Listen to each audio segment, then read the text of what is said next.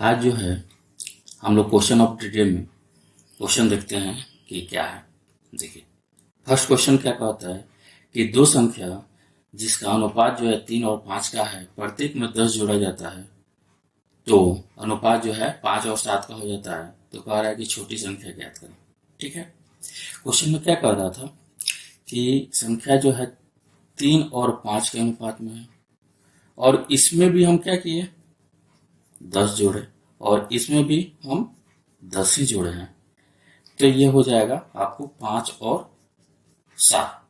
कोई दिक्कत नहीं, क्वेश्चन समझ में आ गया होगा। अब देखिए, तो यहाँ अंतर कितना का है, 2 का, और यहाँ अंतर कितना का है, 2 का, और यहाँ भी 10 है, यहाँ भी 10 है। तो हम लिख सकते हैं 2 जो है हमारा 10 के बराबर है। कोई दिक्कत नहीं।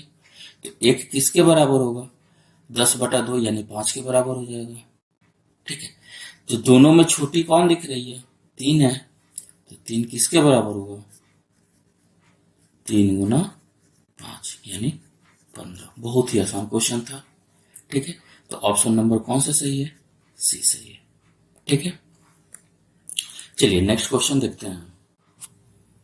सेकेंड क्वेश्चन में क्या कह रहा है कि एक प्रेरक्षक जो है समुद्र तल से 500 मीटर की ऊंची पर, पहाड़ी की चोटी पर के शीर्ष पर अपने समान दृष्टि क्षेत्र के दो नौकाओं को बोझ का अवनमन कोण जो है 45 और 30 देखता है। कह रहा है कि दोनों नौकाएं पहाड़ी की एक ही साइड में है। चलिए, ये तो क्लियर कर दिया है कि पहाड़ी की एक ही साइड में है। देखिए, वो जो है इस पहाड़ी पर बैठा हुआ है, जिसका लेंथ जो आपको दिया हुआ है कितना है, 500 मीटर। दो नौका, एक यहाँ है देखिए, और एक जो है यहाँ। और ये दोनों का अवनमन कोण देखिए, अवनमन कोण क्या होता है, ये कोण अगर 45 है तो ये भी 45 हो जाएगा। क्यों, पढ़े होंगे, जब दो समानांतर रेखा को एक तिर्यक रेखा काटती है तो ये कोण और ये कोण बराबर होते हैं एकांतर कोण से। अब यहाँ और दूसरा एंगल क्या है, दूसरे नौकाओं का ये है आपका 30 डिग्री। कोई दिक्कत नहीं। चलिए इसको सोल्व करते हैं। तो पूछा क्या है हमसे कि इसके बीच की दूरी ज्ञात करना। मान लेते हैं कुछ ए बी सी डी। आपको ए बी बराबर 500 मीटर दिया हुआ है, एक नौका जो है यहाँ पर है डी पर, और एक जो है सी पर है। तो बोल रहा है कि डी सी की दूरी ज्ञात करें। कोई दिक्कत नहीं, क्वेश्चन समझ में आ गया होगा। देखिए, क्वेश्चन को कितना आसानी से सोचते हैं हम लोग। देखिए, इसमें हमको ये पता है और इसके बारे में जानना है, तो लंब और आधार यानी tan थीटा। ठीक है, अब tan 30 का मान क्या होता है, 1/√3। कोई दिक्कत नहीं। तो ये पूरा अगर 1 होगा तो यहाँ से यहाँ तक कितना होगा, यहाँ से यहाँ तक कितना होगा, √3 होगा। अब 45 के लिए क्या होता है, अगर ये 1 है तो ये भी 1 है। ध्यान से देखिएगा, ये टोटल √3 है, ये 1 है, तो इसको हम लिख सकते हैं, इसको क्या लिख सकते हैं, √3 - 1। कोई दिक्कत नहीं। ठीक है, अब यहां देखिए, तो एक जो है किसके बराबर है, ये एक किसके बराबर है, 500 के। तो हमको निकालना क्या है, √3 - 1 का वैल्यू, यानी √3 - 1 का मान क्या हो जाएगा, 500 इंटू √3 - 1। इसको कैलकुलेट करेंगे तो 500 हो गया, गुना ये देखिए 1.73 होता है। तो अगर लिख देते हैं 1.73 - 1 घटेगा तो कितना हो जाएगा, 500 गुना 0.73। ठीक है, ये दशमलव से ये डबल जीरो काट देते हैं, 5 × 15, 5 × 7 = 35 × 36। ये मीटर में है तो ये भी मीटर में होगा। कोई दिक्कत नहीं, यानी आपका ऑप्शन नंबर सी सही है। देखिए, अप्रॉक्स वैल्यू ये लेते हैं 1.732, आगे एक ले लीजिएगा तो उससे गुना करेंगे तो इतना आ जाएगा। कोई दिक्कत नहीं। ठीक है, ये जो है आपका हाइट एंड डिस्टेंस का क्वेश्चन था। चलिए नेक्स्ट क्वेश्चन देखते हैं क्या कहता है। 3 नंबर क्वेश्चन में क्या कहता है कि 3 कंटेनर है जिसका आयतन का अनुपात दिया हुआ है इतना, एस्पिरिट और पानी का मिश्रण पूरा भर दिया गया है, ठीक है। कंटेनर में एस्पिरिट और पानी का अनुपात पहले में जो है इतना, दूसरे में इतना, तीसरे में इतना, अलग अलग है। तो इसको कभी भी बनाने का होगा तो ऐसे बनाइएगा। देखिएगा, पहला कंटेनर में अगर हम लिखेंगे तो एस्पिरिट कितना है, एस्पिरिट और वाटर है। ध्यान से देखिए, इसमें एस्पिरिट कितना है तो कह रहा है कि 4:1, ठीक है। दूसरे में क्या है 11:4 है। तीसरे में क्या है 7:3 है। जब भी इस तरह का क्वेश्चन दे तो सबसे पहले हम लोग क्या करते हैं, तो कंटेनर को इक्वल कर लेते हैं। यहाँ देखिए, तो इस कंटेनर का साइज कितना है, अगर 4 लीटर एस्पिरिट है तो 1 लीटर पानी यानी 5 लीटर का, ये 15 लीटर का, ये 10 लीटर का। तो सबको बराबर करने के लिए 5, 10 और 15 का एलसीएम ले लेंगे, ठीक है। 5, 10 और 15 का एलसीएम ले लेते हैं तो कितना हो जाएगा, 5, 10, 15 का एलसीएम 30 हो गया। देखिए यहाँ पर लिख देते हैं 5, 10 और 15 का एलसीएम। सबसे बड़ा वैल्यू 15, इसमें 5 दिख रहा है, इसमें 10 दिख रहा है, नहीं 2 से गुना कर देंगे तो हो जाएगा। अब इसको 30 बनाने के लिए देखिए, ये 5 है तो इसको 30 बनाने के लिए इसमें 6 से मल्टीप्लाई करेंगे। ये 15 है तो 2 से, और ये 10 है तो 3 से, कोई दिक्कत नहीं। देखिए, जब रेशियो है तो इसमें भी 6 से, इसमें भी 2 से, इसमें भी 3 से, कोई दिक्कत नहीं।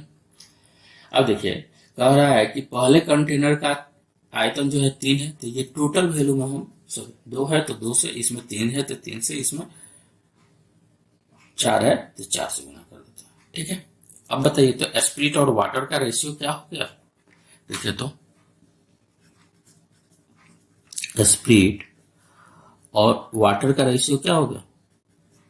अब देखिए, ये कितना हो जाएगा, 6 चौका 24, और 24 ये 2 से भी गुना होगा, 48 हो गया। क्यों, ये जो है दोनों में मल्टीप्लाई होगा ना। ये देखिए, 6 दूना 12, कोई दिक्कत नहीं।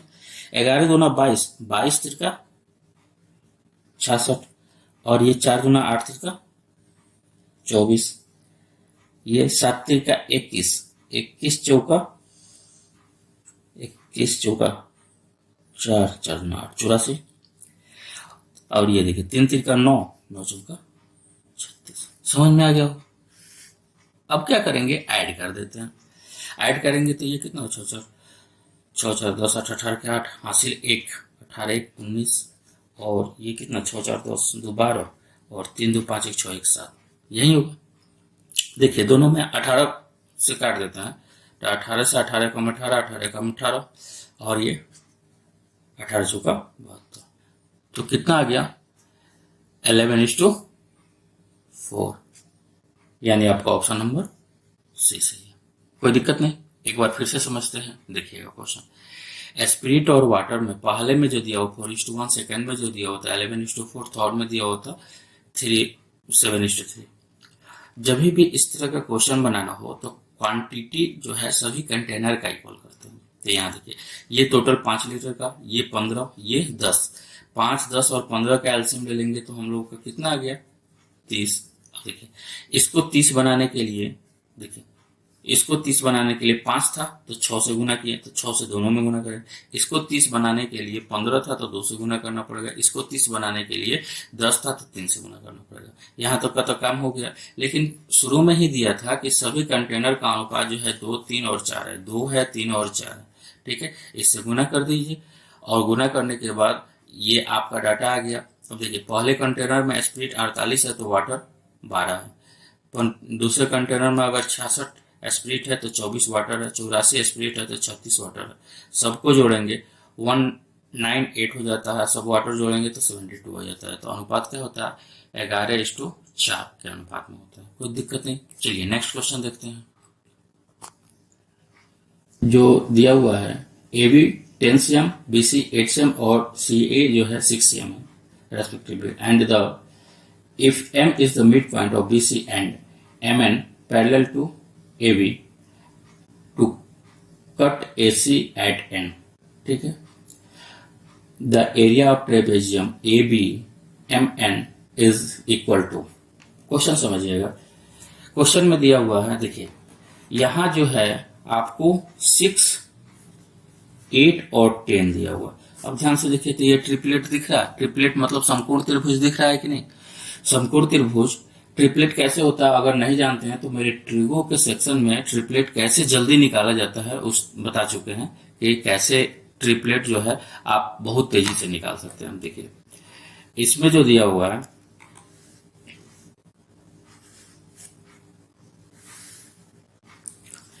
ये आपका ए है, ये आपका बी है और ये सी है।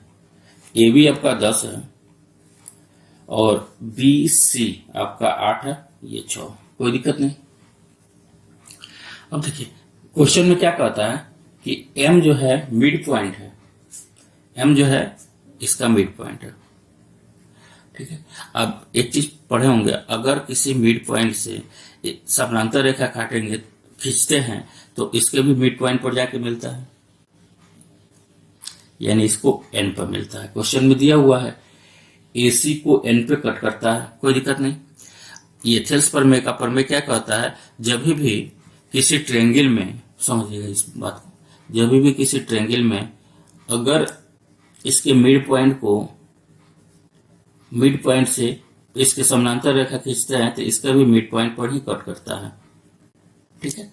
अच्छा उल्टा भी कह सकते हैं, अगर इसके पैरेलल कोई बीच से काटते हैं तो इसके आधी होती है। अगर ये ए है, ये बी है और ये सी है तो इसका वैल्यू जो होगा BC/2 होगा, ठीक है। अब यहां देखिए टोटल एरिया निकाल सकते हैं।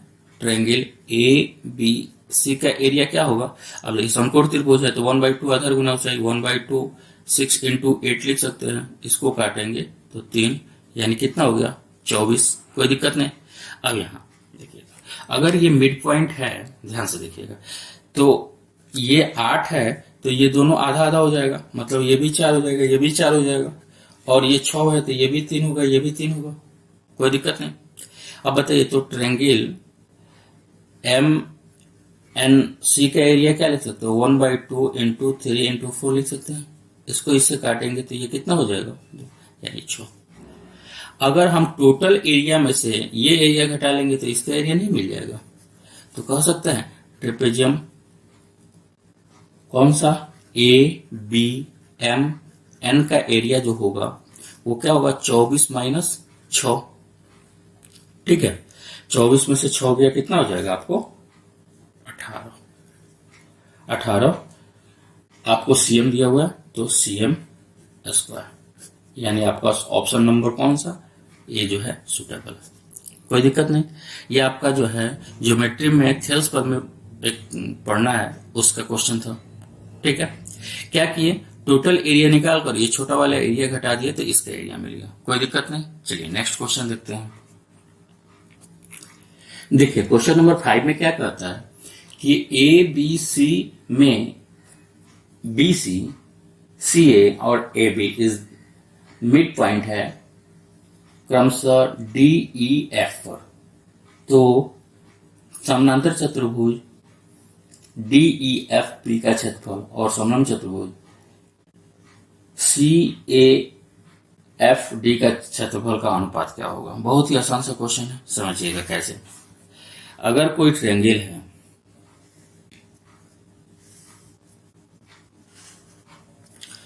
जो कि किस नाम से है, A है, B है और C है।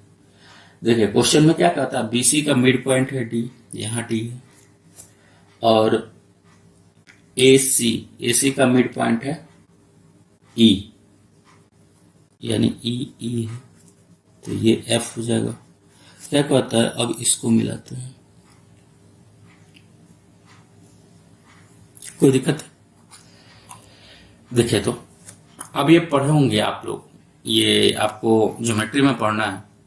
अगर किसी ट्रायंगल के मिड पॉइंट को मिलाते हैं तो वो पूरे ट्रायंगल को 1:1:1:1 के रेशियो में विभाग करता है, कोई दिक्कत नहीं, ये पढ़े हैं, ठीक है। तो इसमें आपको कह रहा है कि समांतर चतुर्भुज DEFB का एरिया निकालना है, ठीक है। अब देखिए कौन कौन, डी ई एफ बी, तो ये टोटल एरिया क्या हो जाएगा, ध्यान से देखिए तो ये टोटल 1 + 1 2 हो जाएगा। और समलंब